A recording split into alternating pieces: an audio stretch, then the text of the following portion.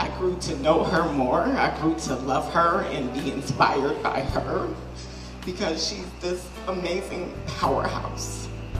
She's super talented at her artistry, but she's an amazing person and an amazing woman.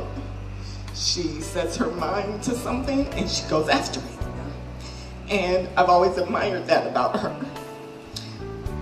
She's also like this vulnerable. There's a little girl in her that is still very innocent. And Jay has tapped in to knowing that and loving that and protecting that. And that's why I love him.